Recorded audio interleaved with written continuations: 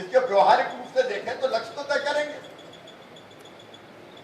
अब की बार 200 पार लक्ष्य तय करेंगे, उसमें क्या लक्ष्य प्राप्त करने की जबरदस्त कोशिश भी करेंगे। लेकिन अगर कहीं अवसर भी होगा तो वो हम पे हावी नहीं होगा कि तू रो रहे हैं, दुखी है, परेशान है, पार्टी के नाते और व्यक्तिगत रूप से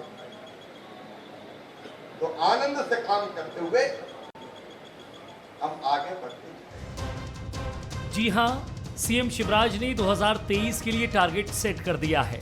कुशाभाऊ ठाकरे की जयंती के मौके पर सीएम ने अब की बार 200 पार का संकल्प लिया है।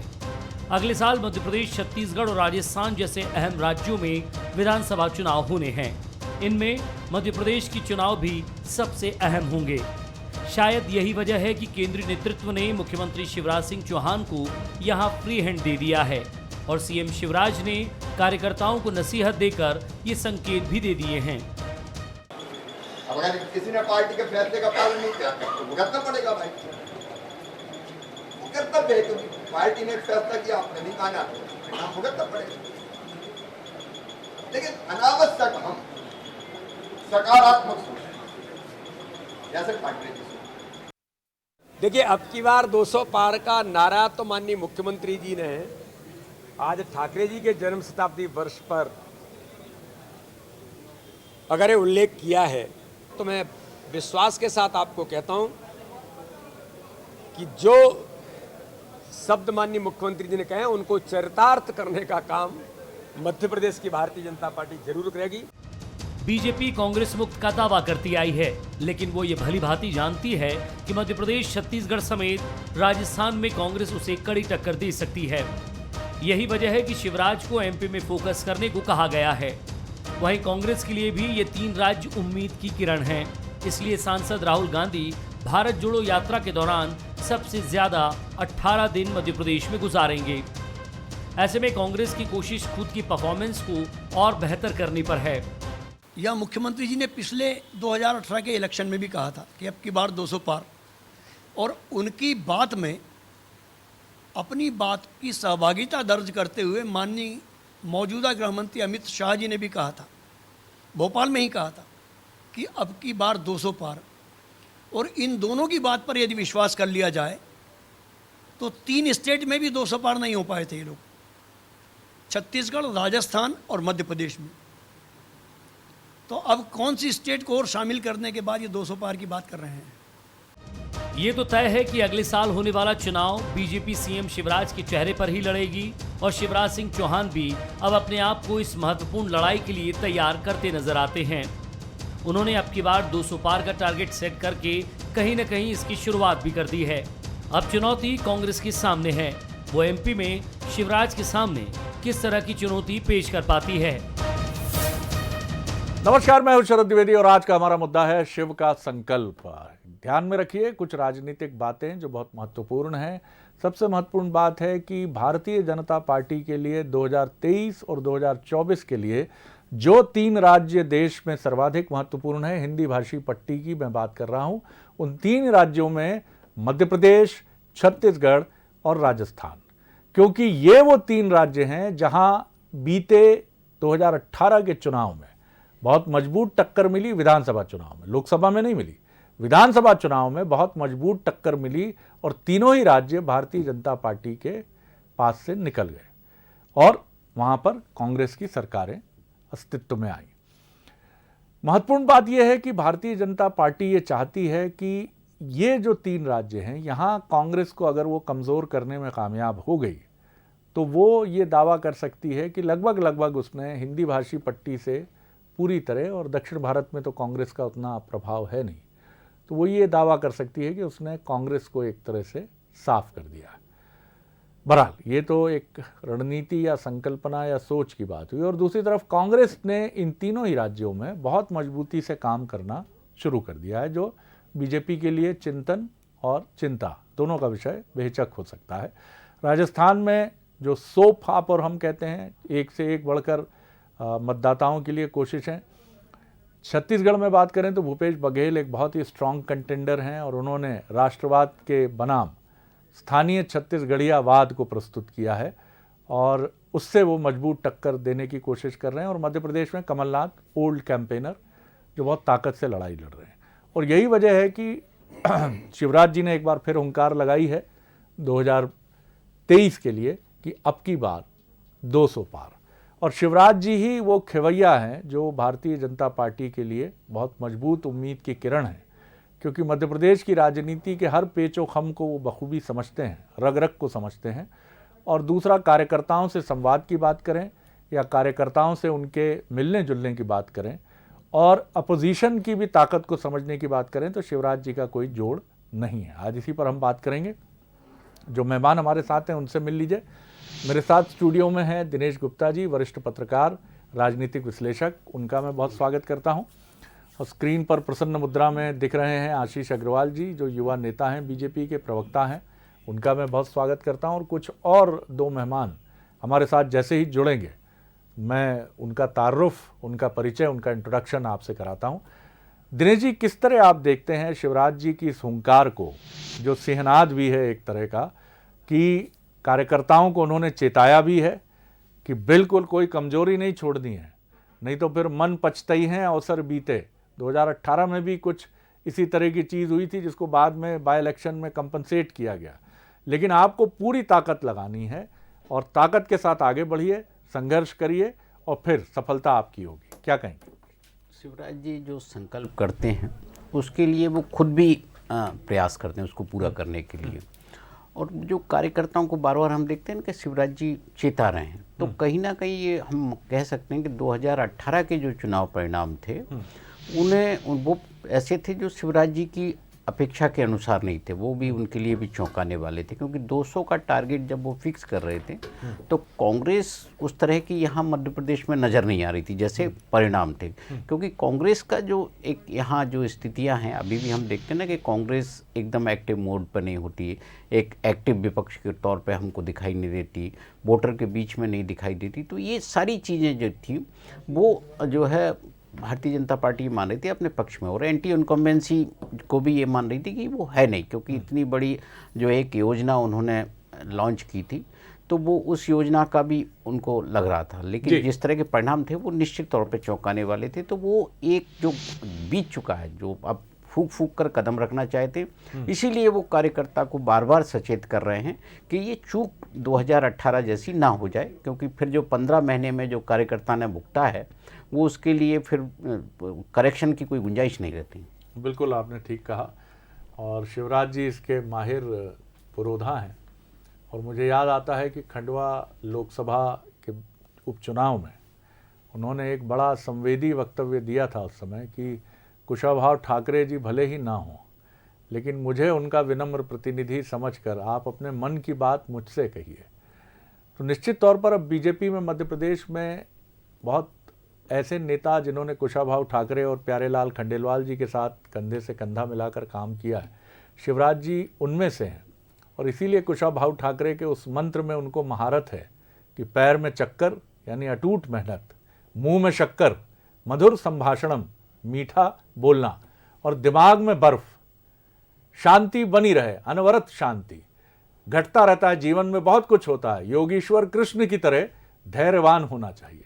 ये इसके वो प्रतीक भी हैं। हमारे साथ आशीष पंत जी भी जुड़ गए हैं, मृणाल पंत जी, माफ़ कीजिएगा, जल्दी जल्दी जुड़ा करिए मृणाल जी, नहीं तो मृणाल आशीष में बदल जाता है। बहुत प्रणाम कर रहा हूँ आपको, जन्माष्टमी की शुभकामनाएं आप सभी को।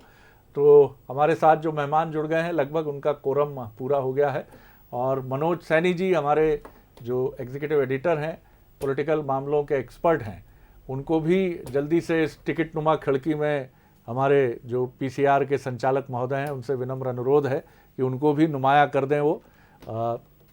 सबसे पहले मुझे आशीष जी आप ही की टिप्पणी चाहिए कि शिवराज जी ने कार्यकर्ताओं के साथ सामने एक बड़ा महत्वपूर्ण उद्घोष उन्होंने किया है कि संभलिए, सतर्क हो जाइए, 200 पार की तरफ जाने के लिए संकल्पवान हो जाइए और कोई कोताही मत बरतिए। एक संगठन के माहिर नेता का वक्तव्य कुछ ऐसा ही होता है। आपके यहाँ कमलनाथ जी को भी हम इसी भूमिका में देखते हैं, क्या कहेंगे जी?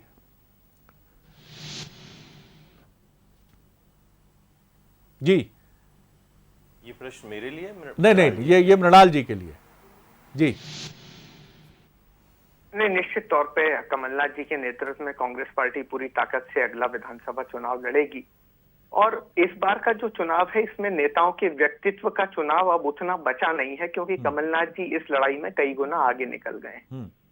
शिवराज सिंह जी जब नए नए राजनीति में आए थे और नए नए मुख्यमंत्री बने थे, मतलब उस कद्दावर स्तर पर जब पहली बार आए थे, तब तो प्रदेश की जनता ने उनको इस बात पे स्वीकार कर लिया था, जैसे आपने बहुत अच्छे तरीके से बात रखी, पांव में चक्कर और मुंह में शक्कर। लेकिन आप अब उस बात को अगर पलट के देखेंगे तो वो जो शक्कर थी वो कड़वाहट में बदल गई है। और एक कड़वाहट का परिणाम है कि वही मुख्यमंत्री जी जो पहले मीठी बात करते थे, अब उनको अफसरों को धमकाना पड़ता है। कहीं कहते हैं मैं उल्टा गाड़ दूंगा, कहीं कहते हैं सूली पर चढ़ा दूंगा, कहीं कहते हैं 6 फीट गहरे गड्ढे में लोगों को गाड़ दिया जाएगा। ये परिस्थिति बताती है कि मध्य प्रदेश के प्रशासन का नियंत्रण और मध्य प्रदेश की राजनीतिक स्थिति मुख्यमंत्री जी के हाथ से निकल गई है। और कांग्रेस का तो अपनी जगह ये मत है ही है, पर शायद भारतीय जनता पार्टी भी ये बात बहुत अच्छे से समझने लगी है। इसीलिए इस बार जब संसदीय बोर्ड का गठन हुआ तो उनकी गिरती लोकप्रियता को देखते हुए और उन पर संशय करते हुए भारतीय जनता पार्टी ने उन्हें अपने संसदीय बोर्ड में भी नहीं रखा। दूसरी तरफ कमलनाथ जी एक ऐसा चेहरा है जिनको मध्य प्रदेश की जनता प्यार करती है। उनके जो 5-7 मुख्य निर्णय थे, आज भी चौक चौराहे, गली मोहल्ले, गांव खेड़े में उनकी चर्चा हो जाती है। खासतौर पे किसानों की कर्ज माफी की, बिजली बिल माफी की, 100 यूनिट के निर्णय की। तो उनके नेतृत्व को मध्य प्रदेश की जनता याद रख रही है, सराह रही है। और स्थानीय निकाय के चुनाव हुए तो उसमें हमने देखा भी कि केवल कैंडिडेट को वोट नहीं था, वो कमलनाथ जी की नीतियों को भी वोट था, जो हमने 5 चुनाव जीते। चलिए मैं लौटूंगा आपकी तरफ। आशीष जी, आप भी एक जल्दी से क्विक रिएक्शन आपका हो जाए। शिवराज जी की हुंकार, जो उन्होंने 200 पार की बात की है, कार्यकर्ताओं को उन्होंने ये भी कहा है, एक तरह से चेताया भी है कि संभल जाइए, तरीके से बिल्कुल जुट जाइए, 1 इंच भी कोताही की कहीं कोई गुंजाइश मत छोड़िए, क्योंकि सफलता का मंत्र इसी तरह से साकार होता है। आप क्या कहेंगे? जी देखिए आदरणीय शरद जी, सबसे पहले तो भारतीय जनता पार्टी किसी भी चुनाव को संगठनात्मक तौर पे कमजोरी से नहीं लेती है। और इसीलिए आपने देखा होगा कि कई तो म्यूनिसिपल कॉरपोरेशन के भी चुनाव मुंबई और हमने साउथ के जो लड़े, तो उसमें भी हमारे वरिष्ठ नेता जमीन पर उतरे। तो चूंकि हम कामदारों की पार्टी हैं, नामदारों की नहीं है, तो हम हर चुनाव को पहले से अधिक गंभीरता से लेते हैं। दूसरी बात, ये जो मंत्र है कि या तो आप जीतते हैं या आप सीखते हैं, इसको हम चरितार्थ करते हैं। हर जीत और हर हार की समीक्षा करते हैं। और निश्चित ही 2018 में हमारा मत प्रतिशत अधिक था, पर हमारी सीटें अधिक नहीं थी या क्लियर मेजॉरिटी नहीं थी। इसको हमने बहुत अच्छी से मंथन किया है। और आज यही चीज़ों को याद दिलाते हुए हमारे पार्टी के वरिष्ठ नेता, हम सब के मार्गदर्शक आदरणीय शिवराज सिंह जी चौहान कार्यकर्ताओं को संबोधित करते हुए देखे।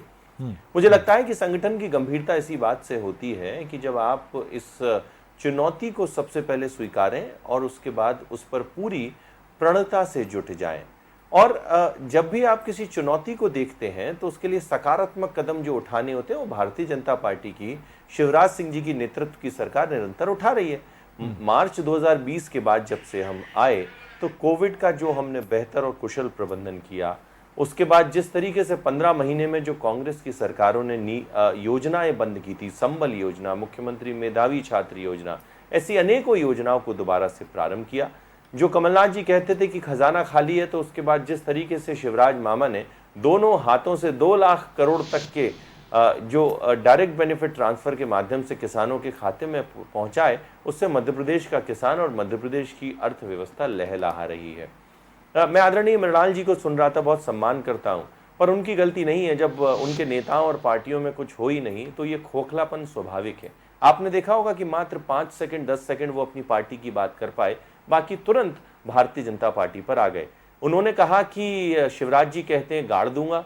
अरे भैया, गाड़ने का तो हौसला शिवराज जी ने ऐसा अपराधियों का गाड़ा कि पूरे देश में मामा का बुलडोजर चर्चित हो गया। और उस चर्चित के बाद अगर पीड़ा किसी को हुई तो दिग्विजय सिंह जी और कांग्रेस के इकोसिस्टम को। तो भारतीय जनता पार्टी की सरकारों ने चौतरफा काम किया है, हर वर्ग के लिए काम किया है। और ये जो लक्ष्य है, इसके लिए मुझे लगता है कि हमारी पूरी तैयारी है और इस पर हम निरंतर आगे बढ़ते रहेंगे। मनोज जी, रियलिटी चेक के लिए हम आपकी तरफ आते हैं, क्योंकि बीजेपी का जो तापमान है आप उसको बखूबी देखते और समझते हैं, और इसी तरह कांग्रेस के टेम्परेचर को भी आप दोनों ही पार्टियों के कार्यालय में अपनी प्रेजेंस दर्ज कराते हुए उसको देखते समझते हैं। मुख्यमंत्री जी का भाषण, आज का जो भाषण उनका रहा शुक्रवार का, वो काफ़ी संगठन की दृष्टि से, मेरी भी कुछ बीजेपी के नेताओं से बात हुई, उन्होंने कहा संगठन के एक नेता की भाषा कैसी होती है जो बीजेपी संगठन को बहुत समझता है। इसको सुनना हो तो आप शिवराज जी का भाषण सुनिए। आज उनका भाषण एक मोटिवेशनल स्पीकर की तरह था जो अपनी पार्टी की रैंक एंड फाइल को 2023 के लिए तैयार कर रहा था। किस तरह का तापमान आपने फील किया भारतीय जनता पार्टी में इस उनके भाषण के दौरान? देखिए शरद जी, आज दो बातें हैं। एक तो कृष्ण जन्माष्टमी है, कर्मयोगी का जन्म है यानी भगवान कृष्ण का, और भगवान कृष्ण की तुलना वो अपने कर्मयोगी यानी कुशाभाऊ ठाकरे से कर रहे थे।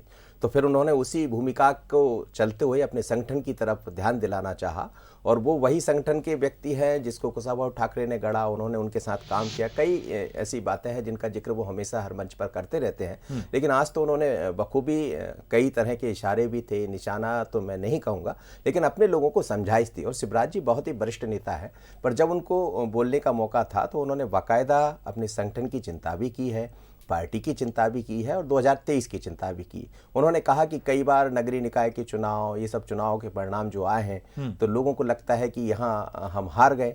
अब हारने के बाद जब जवाब मांगते हैं तो कुछ लोग रोने लगते हैं। रोने का मतलब कि रोइए मत, आप चलना शुरू कीजिए। कुशाभाऊ ठाकरे ने ये कभी नहीं कहा है कि आप किसी चीज़ को अपने पास रख कर बैठ जाए। वो ये कहते थे कि यदि कहीं कुछ गड़बड़ हुई है तो उसको सुधार करिए, यदि आपको कोई जिम्मेदारी सौंपी है तो उस जिम्मेदारी को आप निभाइए, नहीं कर पा रहे तो भुगतान करिए। तो भुगतान करने का मतलब ये नहीं है कि आप यहाँ से चले जाइए, भुगतान करने का मतलब ये है कि सुधार करिए। तो कहीं ना कहीं उनकी बात में एक समझाइश के साथ 2023 की चिंता भी दिखी, क्योंकि 2018 हाथ से गया। अब वो गलतियां वो करना भी नहीं चाहते हैं और केंद्र भी नहीं चाहता, क्योंकि केंद्र ने जिस तरह से पूरी जिम्मेदारी जो दिखाई दे रहा है शिवराज जी को दी है, पूरी तरह उन पर ये कहा जाए कि दारोमदार दिखाई दे रहा है। और आज संगठन में वो जो बात कह रहे थे तो उसमें सत्ता की बात भी थी, संगठन की बात भी थी, लेकिन चिंता 2023 की थी। और जो 200 पार का नारा पिछली बार भी दिया था, लेकिन इस बार उस 200 पार को कैसे चरितार्थ किया जाए, वो चरितार्थ जब ही होगा जब लोग बात कम काम ज़्यादा करेंगे। आजकल जो कार्यकर्ता, उन्होंने कहा कि वो बहुत जल्दी बहुत कुछ पाना चाहते हैं, लेकिन वो भूल जाते कुशाभाऊ ठाकरे को। खुद का नाम भी उन्होंने कहा कि कई बार मेरे मन में ये चीज़ें आती है कि कुशाभाऊ ठाकरे जब कहते थे गलती हुई तो वो अपनी तरफ देखिए, तो मैं भी देखता हूँ तो मुझे लगता है कि अरे मैं कहीं कुशाभाऊ जी से अलग तो नहीं जा रहा हूँ, कहीं मैंने ये तो नहीं समझ लिया कि मैं बहुत बड़ा हो गया हूँ, कहीं ये तो नहीं हो गया कि मेरा कार्यकर्ता मुझसे नाराज़ हो गया। तो नाराज कार्यकर्ता को मनाइए, छोटों को गले लगाइए, पर बड़े बनकर अपने आप में मस्त मत हो जाइए। तो इसका मतलब सीधा है कि 23 को लेकर काफ़ी इंपॉर्टेंट स्पीच रहा उनका आज। और जैसा आपने कहा कि इसके कई मायने भी हैं कि वन डे वंडर नहीं है राजनीति या जीवन, इसको भी समझना है। दिनेश जी, यही शिवराज जी की ताकत है। वो सादगी और सरलता के प्रतिनिधि राजनेता तो हैं, लेकिन राजनीतिक चातुर्य में मैं समझता हूँ उनकी कोई सानी नहीं है। और इसीलिए आप अगर उनके मध्य प्रदेश के 2 दशकों के राजनीतिक जीवन को प्रदेश अध्यक्ष से लेकर 16-17 साल के मुख्यमंत्री के उनके जीवन पर अगर नज़र डालेंगे तो बहुत गंभीर राजनीतिक चुनौतियाँ पार्टी के बाहर और कई बार पार्टी के भीतर भी, जो बहुत स्वाभाविक है, इसको किसी और रूप में नहीं देखना चाहिए, जो चुनौतियां आती हैं वो उन सब से पार पाके आगे बढ़ते हैं, come out with flying colours. जी बिल्कुल शरद जी, देखिए उनमें जो सहजता है, उन्हें उसी सहजता ने उन्हें सर्वमान्य नेता बना दिया। ऐसा नहीं है कि राजनीति में कोई चुनौती हर कोई आपको हर चीज़ तस्तरी पे रख के देता है या कोई बेहतर विकल्प नहीं बनना चाहता। हर कार्यकर्ता को आप संतुष्ट भी नहीं कर सकते, जो जैसा शिवराज जी ने खुद अपने भाषण में कहा। तो जो कार्यकर्ता है वो तो पार्टी की रीढ़ है, लेकिन जब सरकार में पार्टी होती है तो कार्यकर्ताओं की अपेक्षा बहुत अलग हो जाती है।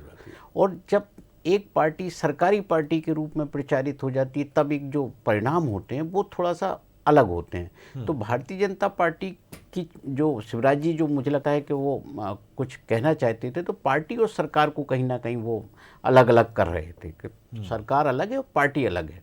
क्योंकि पार्टी में महत्वपूर्ण कार्यकर्ता है, सरकार की जो योजनाएं हैं वो पहुंचाना कार्यकर्ता की जिम्मेदारी है। यदि कार्यकर्ता इससे चूक गया और हम नौकरशाही के भरोसे रहे तो एंटी इनकम्बेंसी का जो है वो अंडर करंट होती है।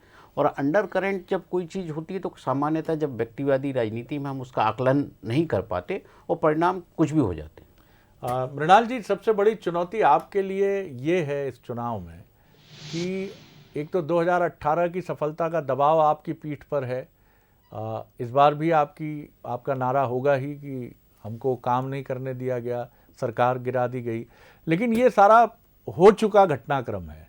नए नैरेटिव के साथ आपको सामने आना होगा कि अब आपके पास नया कहने के लिए मध्य प्रदेश की जनता से, लोगों से क्या है। और इससे भी अधिक महत्वपूर्ण बात या इसी के इक्वल महत्वपूर्ण बात यह है कि उसका सपोर्ट मृणाल पंत जैसे युवा कार्यकर्ताओं से लेकर लाखों कार्यकर्ता जो कांग्रेस के हैं, वो मन प्राण आत्मा से इसमें अपने श्रम की आहुति डालने के लिए आगे आए। एक शब्द में कहूं तो आपके प्रश्न का उत्तर है सुशासन।